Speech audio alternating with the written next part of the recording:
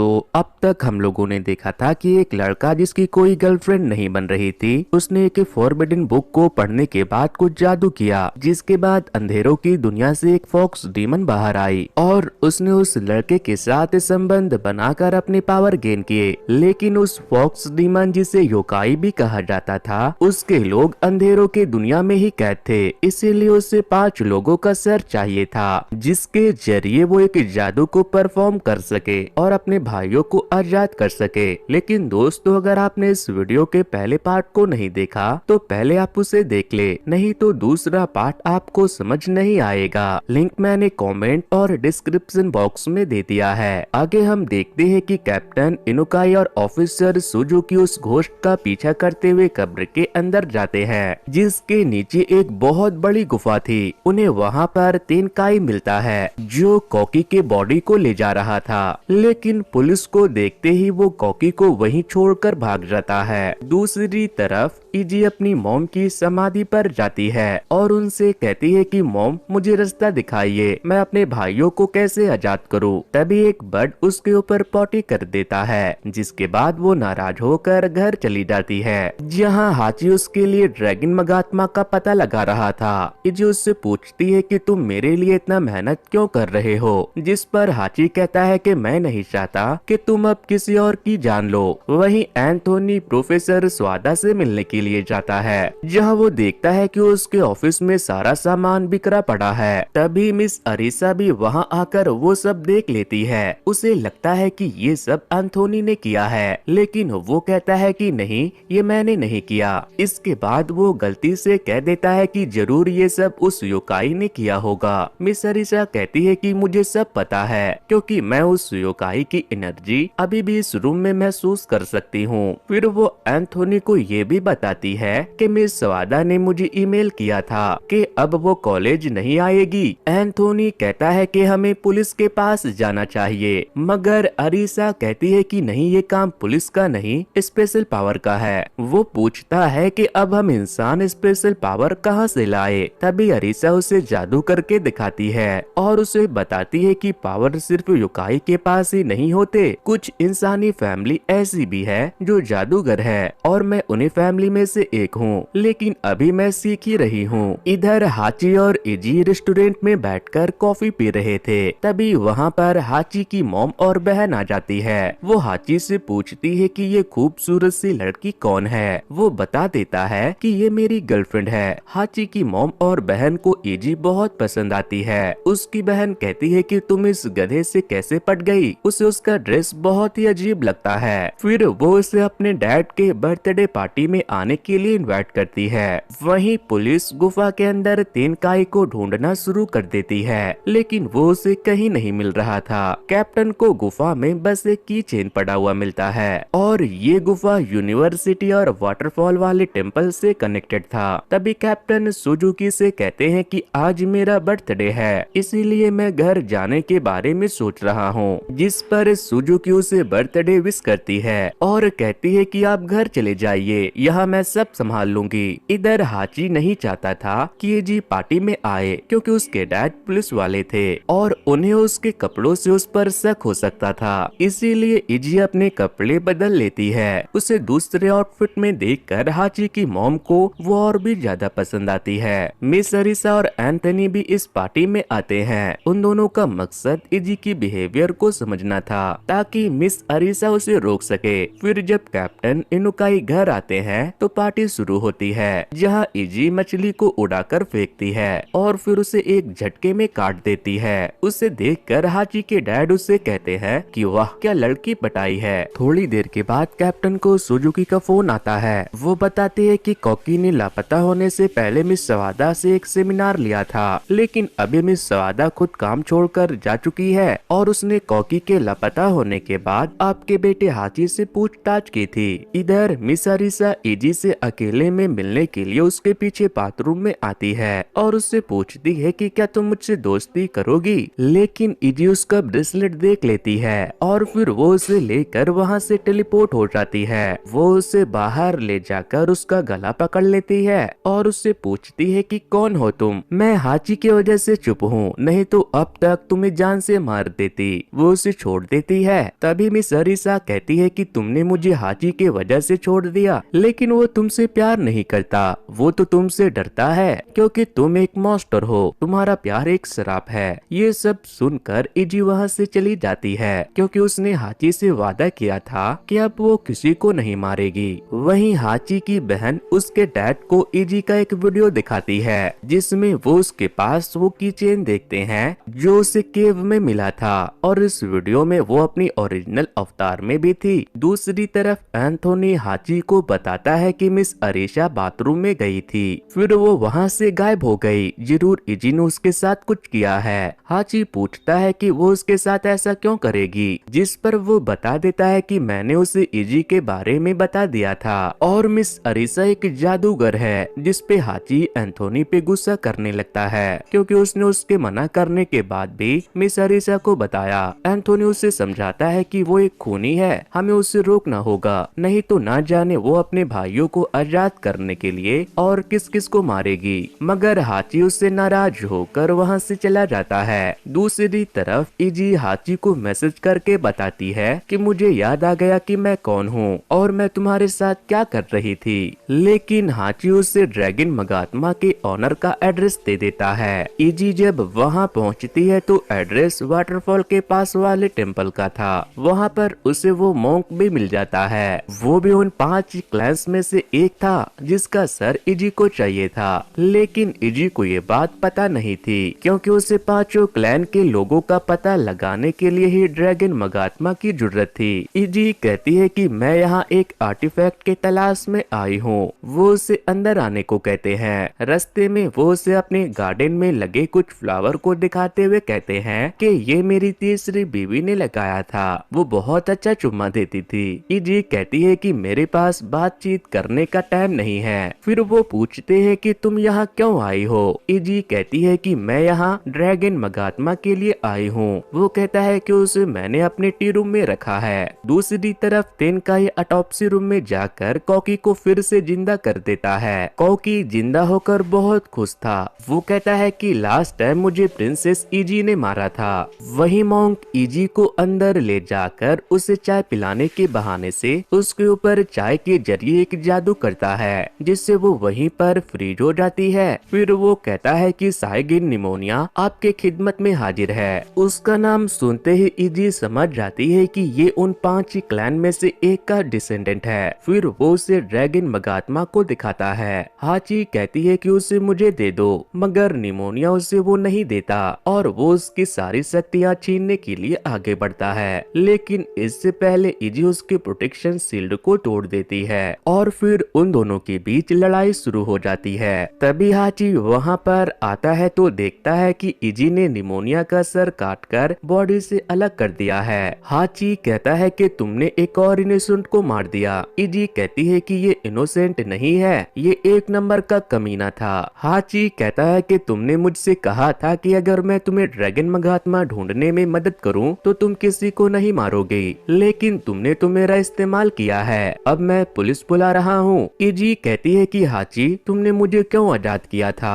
हाची कहता है कि मेरी कोई गर्लफ्रेंड नहीं थी, इसीलिए मैं हर वो काम करना चाहता था जिससे मेरी गर्लफ्रेंड बन जाए। फिर वो कहता है कि बस करो, मुझे ये सब अब और नहीं देखा जाता, जिसके बाद इजी उसे बेहोश कर देती है। अब हमें अगले दिन का सीन दिखाया जाता है जहाँ कैप्टन इनुकाई बहुत परेशान थे क्योंकि हाची पूरी रात अपने घर नहीं आया था। वो बैठकर सोच रहे थे, तभी सुजुकी उनके पास आकर कहती है कि कॉकी की बॉडी ऑटोप्सी रूम से गायब हो चुकी है। वो लोग सीसीटीवी देखते हैं तो उन्हें वहाँ पर वही आदमी दिखता है जिन्हें उन्होंने टनल में देखा था, लेकिन फिर सीसीटीवी बंद हो जाता है। फिर सुजुकी उन्हें बताती है कि कुछ दिनों से रेंजो अपने ऑफिस नहीं आ रहा है, लेकिन वो बार बार एक टेम्पल के पास गया है। कैप्टन उस टेम्पल के लोकेशन को अपने इन्वेस्टिगेशन पेपर पर मार्क करते हैं। तभी कैप्टन उन सभी मार्क्स को मिलाते हैं जहाँ ऐसे वैसे इंसिडेंट हुए थे। मार्क्स मिलाने के बाद बाद उनके मैप पर एक स्टार का पैटर्न बन जाता है, जिसके बाद वो सभी उस पॉइंट के लोकेशन पर जाने के लिए निकल जाते हैं। वहीं मिस अरीशा, एंथोनी और हकीकी तीनों मिलकर मिस अरीशा के गांव जा रहे थे, क्योंकि मिस अरीशा के अंकल एक जादूगर थे और वहां मौजूद चीजें इजी को रोकने में उनकी मदद कर सकती थी। अब हम रिंजो को देखते हैं। वो बहुत गुस्से में था। वो तेनकाई से मिलने के लिए जाता है और उसे बताता है कि निमोनिया मर चुका है, अब बस 3 सर ही बचे हैं। और तो और उसे मगात्मा भी मिल गया। तेनकाई पूछता है कि क्या तुम 5th क्लान के गार्डियन के बारे में जानते हो? रिंजो कहता है कि हाँ, 15 साल पहले गोरोमारू ने अपना खून पिलाकर गार्डियन की पावर किसी और को सीक्रेटली ट्रांसफर कर दिया था, लेकिन उनके अलावा वो गार्डियन भी नहीं जानता कि वो गार्डियन है। तेनकाई कहता है कि अगर 5वां सर कट गया तो ना तो तुम बचोगे और ना मैं। फिर वो कहता है कि मेरे पास एक प्लान है। इसके बाद वो एक नदी के पास जाता है और अपना खून उस नदी में डालकर अपनी सेना को जिंदा कर लेता है, जो 500 साल पहले भी उसके सेना में थे।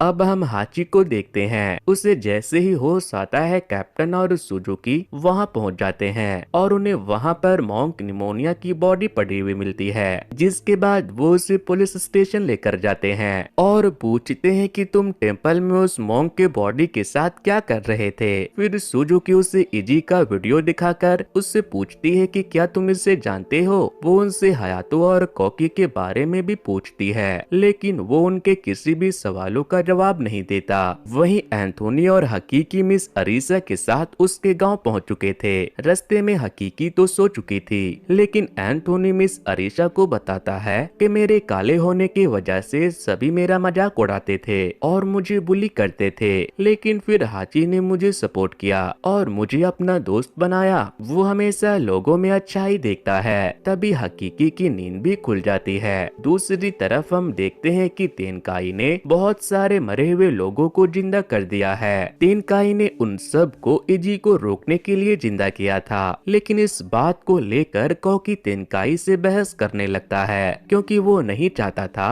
कि तेनकाई इजी को खत्म करे, क्योंकि वो उससे शादी करना चाहता था और इसीलिए उसने वो बुक चुराई थी। मगर तेनकाई उसे हर्ट करने लगता है और कहता है कि अपने यंत्र से उसका पता लगाओ कि वो कहाँ है। दूसरी तरफ कैप्टन हाची से अकेले में मिलने के लिए आते हैं और उससे कहते हैं कि देखो, इस बात पर मुझे कोई संदेह नहीं है कि ये सब तुमने नहीं किया, लेकिन तुम्हें बचाने के लिए मेरा सच जानना बहुत जरूरी है। जिसके बाद हाची उन्हें सब सच बता देता है कि उसने एक एंसेंट योकाई को समन किया था, जो एक ऐसे दुनिया से आई है जहाँ पर कुछ नहीं है, लेकिन अब वो 5 लोगों को मार कर अपने योकाई लोगों को भी उस दुनिया से आजाद कराना चाहती है, जो उन 5 क्लैन के लोगों की वजह से वहाँ पर कैद है। और एक ज़ॉम्बी समुराई है, उसने कोकी को भी बिल्कुल अपने जैसा बना दिया है। वो सभी मिलकर इजी को मारना चाहते हैं, लेकिन मैं उसे बचाना चाहता हूँ क्योंकि मैं उसे पसंद करता हूँ। मगर ये सब सुनने के बाद कैप्टन मुस्कुराते हुए वहाँ से चले जाते हैं, क्योंकि उन्हें लग रहा था कि उनका बेटा पागल हो चुका है। दूसरी तरफ मिस अरीशा उन दोनों के साथ अपने अंकल के घर पहुँच चुकी थी, जहाँ पर एक बहुत बड़ी और पुरानी लाइब्रेरी थी। वो कहती है कि मेरी फैमिली सालों से योकाई से लड़ते आए हैं। एंथोनी कहता है, लेकिन तुम्हारी फैमिली है कहाँ? तभी हमें पास्ट का एक सीन दिखाया जाता है, जहाँ पर अरीशा अपने मॉम डैड के साथ कहीं जा रही थी, लेकिन तभी उनके कार के सामने कोई आ जाता है। वो जब उसे उठाने के लिए जाते हैं तो वो उन्हें मार देता है। जिसने उन्हें मारा था वो एक योकाई मॉन्स्टर था, इसलिए ये घर और इस जगह को अब उसके अंकल मैनेज करते हैं। फिर अरीशा कहती है कि हमें यहाँ पर एक स्क्रोल को ढूंढना है, जिससे हम इजी को वापस उस दुनिया में भेज सके जहाँ से वो आई है। वो उसे एक पैटर्न दिखाकर कहती है कि ऐसे पैटर्न वाले स्क्रोल को ढूंढो।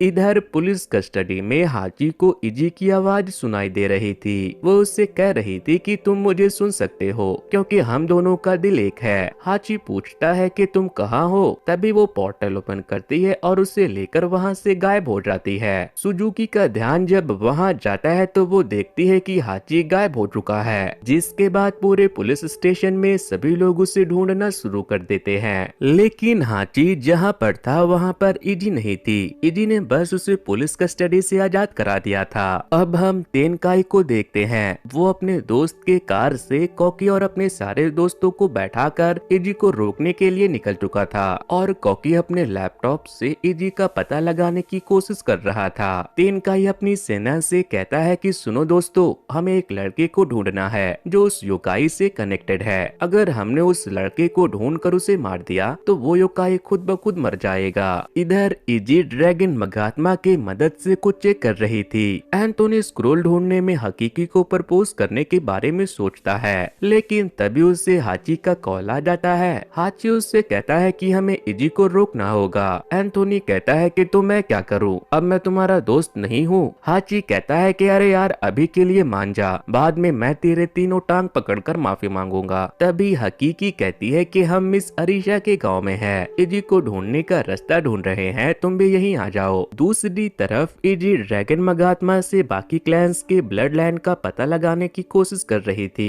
तभी उसे एक लड़की दिखाई देती है जिसकी आंखें चमक रही थी, लेकिन अगले ही पल वो वहाँ से गायब हो जाती है। फिर वो एक बच्ची बनकर उसके सामने आती है और उससे कहती है कि मैं तुमसे अच्छा रूप बदल सकती हूँ। वो एक झटके में इजी को गिराकर वहाँ से भाग जाती है। इसके बाद वो एक मछली का रूप ले लेती है, लेकिन इजी उसके लॉकेट से उसे पहचान कर उसका सर काट देती है और उसे लेकर उस जगह पहुँच जाती है जहाँ पर उसने बाकी क्लैंस के लोगों का सर रखा था। अब उसे 2 और सर की जरूरत थी। तभी वो एक और सर की तलाश में निकल जाती है। उसका ड्रैगन मगात्मा फिर से चमकने लगता है जो उसे एक और मेंबर के पास पहुंचा देता है, लेकिन उसके पास एक जादुई तलवार थी। वो सोचता है कि वो उससे इजी को रोक लेगा, लेकिन वो तो एक ही झटके में ही उसका सर शरीर से काटकर अलग कर देती है। इधर हकीकी और एंथोनी देखते हैं कि कुछ ज़ॉम्बी की तरह दिखने वाले लोग मिस अरीसा के घर के अंदर आने की कोशिश कर रहे हैं और मेरा दोस्त कॉकी भी उनके साथ है। मिस अरीसा कहती है कि डरने की जरूरत नहीं है, इस जगह को जादू प्रोटेक्ट करती है। लेकिन तभी तेनकाई उस जगह के सारे सीसीटीवी कैमरा को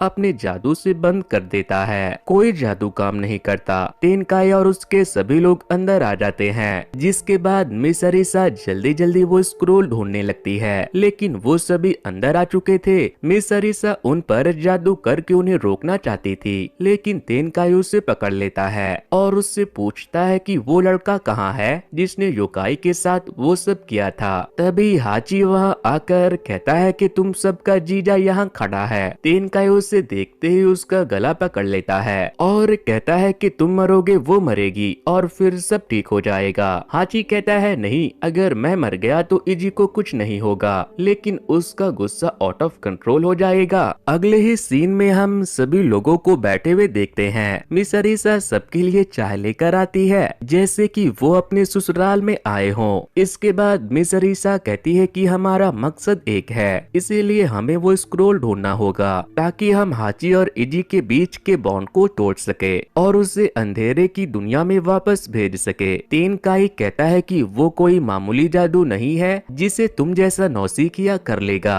और अब योकाई का अगला टारगेट तुम हो, क्योंकि तुम्हारे अंदर भी उन 5 क्लैंस में से किसी एक का खून है। तेनकाई बताता है कि 500 साल पहले आइपोंगी, निमोनिया, मिकुरोबे, योमोडा और गोरोमोरू ये वो 5 क्लैन थे जिन्होंने योकाई को दूसरे दुनिया में कैद करके हमारी दुनिया को बचाया था। लेकिन 500 सालों में कई बार कई योकाई ने जैसे तैसे इस दुनिया में आकर उन 5 गार्डियन या उन 5 के बच्चों को मारकर अपने लोगों को आजाद करने की कोशिश की, लेकिन हम उसे नाकाम करते रहे। फिर एक दिन क्लैन की चेयरमैन गोरोमोरू ने अपनी शक्तियां एक लड़के को दे दी जिसे कोई नहीं जानता, ताकि अगर गोरोमोरू मर भी जाए तो योकाई को रोकने के लिए उसका ब्लड लाइन जिंदा रहे। इसी तरह बहुत सारे गार्डियन ने अपना ब्लड रिलेशन बना लिया है जिनका वो जरूरत पड़ने पर इस्तेमाल कर सकते हैं, लेकिन तुम्हारे अंदर भी वो पावर है और इस बात का सबूत तुम्हारा ब्रेसलेट है। इसके बाद मिस अरीसा जाकर अपने अंकल को फोन करती है। तभी हमें पता चलता है कि उसके अंकल कोई और नहीं बल्कि रिंजो है। वो उससे पूछते हैं कि क्या मैं भी गार्डियन हूँ और क्लैन का हिस्सा हूँ। वो कहते हैं हाँ। फिर वो कहती है कि इसका मतलब मेरे डैड भी क्लैन के गार्डियन थे,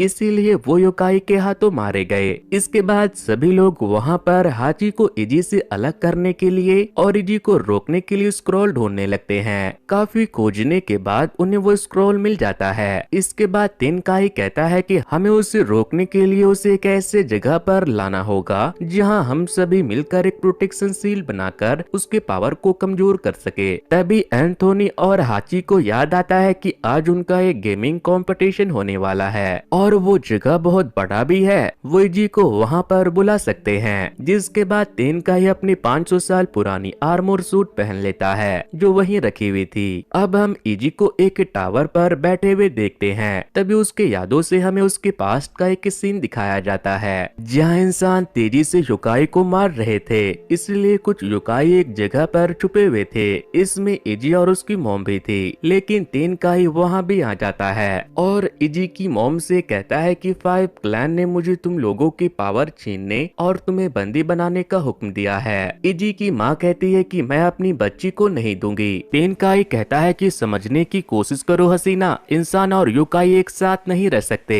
इजी की मॉम तेनकाई को मारने के लिए आगे बढ़ती है, लेकिन वो उससे ही पहले मार देता है। प्रेजेंट टाइम में इजी को बस एक और क्लैन के डिसेंडेंट की जरूरत थी। अब हम एक गेमिंग कॉन्टेस्ट को होते हुए देखते हैं जहां हाची का टीम लीडर और एक टीम मेंबर भी पहुंच चुका था, लेकिन वो लोग अभी भी एंथोनी, हकीकी और हाची का इंतजार कर रहे थे। इधर कैप्टन अपनी वाइफ को फोन करके कहते हैं कि वो मेरा बेटा है, वो किसी के साथ गलत नहीं कर सकता और मैं तुमसे वादा करता हूँ मैं उसे सही सलामत घर ले आऊंगा। दूसरी तरफ हाची और तेनकाई के लोग वैन से निकल चुके थे। कोकी हाची से पूछता है कि प्रिंसेस इजी बहुत सुंदर है ना, जिस पर हकीकी कहती है कि हमें मिस अरीसा के ऊपर ध्यान देना चाहिए, वो इजी का अगला शिकार है। तेनकाई सभी से कहता है कि चाहे कुछ भी हो जाए हमें उसे रोकना ही होगा। इसके बाद वो सभी लोग गेमिंग कॉन्टेस्ट में पहुंच जाते हैं जहां पर मौजूद सभी लोग उन्हें कॉस्प्लेयर समझते हैं, लेकिन तेनकाई स्टेज पर जाकर अपने सेना के एक आदमी के पेट में तलवार घुसा देता है, जिसके बाद वहां मौजूद सभी लोग उस जगह को छोड़कर भागने लगते हैं। इसके बाद मिस अरीसा कुछ स्लेब निकालकर सभी को देती है और कहती है कि पहले हम लोग इस मंत्र से हाची और इजी के बॉन्ड को तोड़ेंगे और फिर इजी को खत्म करेंगे और फिर दूसरे मंत्र से इजी को यहाँ से भगाएंगे। लेकिन हाची को प्लान में कुछ गड़बड़ लगता है। तभी इजी ड्रैगन मगात्मा के जरिए मिस अरीसा को ढूंढते हुए वहाँ आ जाती है। वो वहाँ आकर हाची से कहती है कि उसे मुझे सौंप दो ताकि मैं अपने लोगों को आजाद करके सब खत्म कर सकूं। लेकिन तेनकाई अपनी ज़ॉम्बी सेना के साथ उस पर हमला कर देता है, जिसे वो बड़ी आसानी से हरा देता है, लेकिन वो तेनकाई के आगे टिक नहीं पाती। तभी उसे याद आता है कि उस दिन उसके मॉम को मारने वाला समुराई तेनकाई ही था। जिसके बाद वो इतना गुस्सा हो जाती है कि वो दोबारा खड़ी होकर तेनकाई को मारने लगती है। लेकिन तभी मिस अरीसा सभी को मंत्र पढ़ने को कहती है, जिससे इजी की शक्तियाँ कमजोर हो जाती है। इसके बाद मिस अरीसा दूसरा मंत्र पढ़ने लगती है, जिससे इजी अपनी दुनिया में वापस चली जाएगी। लेकिन तेनकाई मिस अरीसा पे हमला करके उसे रोक देता है, क्योंकि वो चाहता था कि इजी अपनी दुनिया में जाने के बजाय हमेशा हमेशा के लिए खत्म हो जाए। इसके बाद वो इजी से कहता है कि वक्त आ गया है अब तुम्हें भी मार कर दफन कर देने का। लेकिन तभी हाची तेनकाई के सामने आ जाता है, मगर वो उसे भी उठाकर फेंक देता है। वो मगात्मा के पास जाकर गिरता है। उसे एक विजन आता है जिसमें वो अपने बचपन को देखता है, जहां वो उस वाटरफॉल के आगे एक लेडी के साथ खड़ा था। वहीं प्रेजेंट टाइम में तेनकाई इजी के बॉडी में तलवार घुसा देता है, जिससे कोकी को बहुत बुरा लगता है, क्योंकि वो उसे बेइंतहा मोहब्बत करता था, लेकिन उसकी जान तेनकाई के हाथों में ही थी। तभी तेनकाई अपने सेना से कहता है कि क्लांस के डिसेंडेंट को छोड़कर यहाँ मौजूद सभी लोगों को मार दो। जिसके बाद उसकी सेना हाची के दोस्तों को भी मारने के लिए आगे बढ़ने लगती है। तेनकाई इजी को मारने वाला था, लेकिन इससे पहले कोकी मंत्र पढ़ रहे लोगों को मारने लगता है, जिससे प्रोटेक्शन स्पेल टूटता है और इजी तेनकाई को ही मार देती है। इसके बाद इजी मिस अरीसा को मारने के लिए आगे बढ़ती है, लेकिन तभी हाची मगात्मा लेकर उसके सामने आ जाता है। इजी देखती है कि मगात्मा हाची की तरफ इशारा करते हुए ब्लिंक कर रहा है। हाची कहता है कि 15 साल पहले मेरी ग्रैंडमा ने एक जादू करके मुझे अपना खून पिलाया था, लेकिन ये बात मैं भूल चुका था। लेकिन जब मैंने ड्रैगन मगात्मा को देखा तो मुझे सब याद आ गया और अब मुझे समझ आ गया है कि मैं भी उन 5 क्लैन के डिसेंडेंट में से एक मालिक हूँ। वो कहता है कि तुम्हारा आखिरी शिकार मैं हूँ, चलो मार दो मुझे। मगर इजी उसे मारने से मना कर देती है। वो कहता है कि नहीं, तुम मुझे मारकर अपने लोगों को आजाद कर लो, लेकिन बदले में तुम्हें मुझसे एक वादा करना होगा कि मेरे बाद तुम किसी को हर्ट नहीं करोगी। मगर तभी इजी के पेट में दर्द होने लगता है क्योंकि तेनकाई ने उसके अंदर तलवार घुसा दिया था और फिर मिस अरिसा उसे उसके दुनिया में भेजने का वो मंत्र पढ़ देती है, जिसके बाद वो प्यार से हाची के गालों को टच करके उससे माफी मांगती है और फिर वो वहाँ से गायब होकर वापस से अंधकार की दुनिया में चली जाती है। इसके बाद कॉकी तेनकाई के ब्रेसलेट से उसके ज़ॉम्बी सेना को अपने साथ लेकर चला जाता है। तभी वहाँ पर रिंजो भी आ जाता है। वो आते ही हाची से कहता है कि तुम्हारे पास गार्डियन के पावर है और योकाई के भी, अगर मैंने तुम्हें मार दिया तो सारे पावर मेरे हो जाएंगे। वो हाची को मारने के लिए जैसे ही तलवार उठाता है, पीछे से पुलिस और उसके डैड आकर रिंजो पर गोली चला देते हैं। इसके बाद हाची के डैड उसे गले लगाते हैं। अब हमें 1 महीने के बाद कैप्टन के घर का सीन दिखाया जाता है, जहां न्यूज पर कैप्टन इनुकाई सारे मर्डर के पीछे रिंजो और कुछ सीक्रेट सोसाइटी के लोगों का हाथ बताते हैं। दूसरी तरफ 5 क्लैन के चेयरपर्सन रिंजो से मिलने के लिए जेल में आती है और उससे पूछती है कि वो योकाई हमारे दुनिया में फर्स्ट पेज पर कैसे आई थी। रिंजो कहता है कि वो फॉरबिडन बुक से। चेयरपर्सन कहती है कि तुम्हें क्या लगा था कि हमें पता नहीं चलेगा और तुम उस बुक के शक्ति को हमसे चुरा लोगे। तभी वो अपने मुंह से जादू करके उसके याददाश्त को मिटा देती है। वहीं हाची ड्रैगन मगात्मा को देखकर इजी को याद करता है, लेकिन जब वो उसे वापस रख कर जाता है तो वो चमकने लगता है। कॉकी के पास अब तेनकाई की सारी शक्तियाँ थी। अब वो उसके सेना का सुपीरियर बन चुका था और कहानी के एंड में हम इजी को देखते हैं जो किसी तरह से इस दुनिया में वापस आ चुकी थी और अपने मॉम के समाधि पर खड़ी थी। तो दोस्तों, इसी के साथ हमारी आज की कहानी यहीं पर खत्म होती है। ये कहानी आपको कैसी लगी मुझे कमेंट करके बताना। और दोस्तों, अगर आप एक ऐसे इंटरेस्टिंग से मूवी के एक्सप्लेनेशन को सुनना चाहते हो तो वॉच नेक्स्ट पर क्लिक करो। सो वेल गाइस, आज के वीडियो में इतना ही। Thanks to, good bye.